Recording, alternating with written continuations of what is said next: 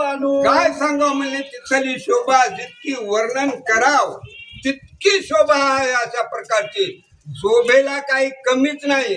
चांगल्या प्रकारच्या बाया बी ते गायन करणाऱ्या बाया नंबर 1च्या बाया, त्या गायन त्याला येणाऱ्या बाया.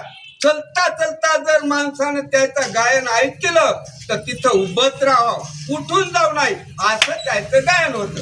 ऐसे ते दिव्य विमान पाहुण तो दिव्य देहधर कपी स्वमणी अत्यंत ते विस्मय पाहुणी मनासीच बोलत. काय झालं मग चालते विमान आलं आणि याच्याच जवळ बसलं. याच्याच जवळ उतरल्या बरोबर भले बसा बसा म्हणल्यावर हे बावचूनच गेलं. पप्पा मला विमान आलं, कस काय आलं, कामून आलं. त्याच्या मनात हीच शंका उभी राहिली, कामून राहिली की तेच कळना. हे येथे कैसे आले की अर्थ पद पाप्यासी कोठूनही प्राप्त हे मानिक तुक समजत पुण्यात्म सती योग्य असे. मनाला विचार करा, मी काय कोण्या देवाला गेलो नाही, मी काय कोण्या देवाची भक्ती केली नाही, किंवा नामस्मरण केलं नाही, आणि हे युवान आलं कसं. विचार करी तो एक येऊनी दिव्य नारी तयाच्या मस्तकी गंगा परी श्वेत छत्र धरी आले. आता विचारच करावे तेव्हा त्यामध्ये काय झालं, त्या विमानातली एक बाई सुंदर पैकी बाई चांगली होती आणि ती बाई सुंदर पाया पडली, प्रार्थना करू राहिली. कोणती प्रार्थना करू राहिली ते आपण ती ऐकू. आणि दोन्ही तरी एक झाले तयावरी उडविती चामरे म्हणते की त्या मधुस्वरे गाऊनी पुढे नाचती. कमाल आहे त्या बिचाऱ्याची. एक बाई पायाला पाया पडून विनंती करावी, दुसऱ्या 2 बाया आल्या ते चामर म्हणतात की नाही, आपण इंधनवारा म्हणून. पहिले माणसं इंधनवारा घालीत होते फेऱ्याला गेली, तसे इंधनवारा त्याला चामर म्हणतात. ते चामर म्हणताना असं फिरिलं गार थंडगार अशा प्रकारचं वारं लागत.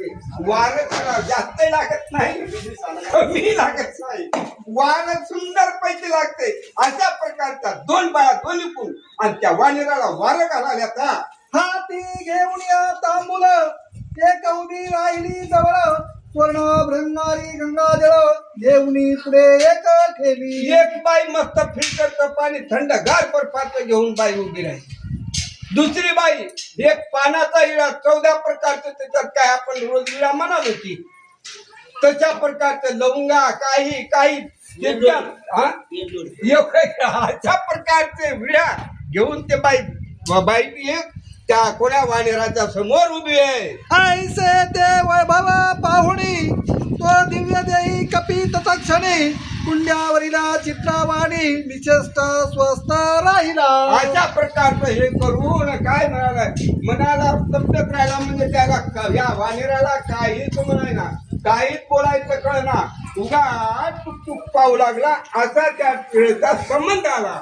आणि म्हणे आपल्या मनात मी पापी दुष्ट अत्यंत माझा हे वैभव लोकातीत कवणे पुण्य लाभले. मी तर काहीच पुण्य केलं नाही म्हणला, आणि ते मला झालं एवढं वैभव. म्हणजे एवढा मोहा दिमाग, एवढा मोहा थाट, एवढा मोहा सौभाग का झाला असेल गोपाळ, काय असेल देवाची कृपा, असं लागलं ते वानेर म्हणायला.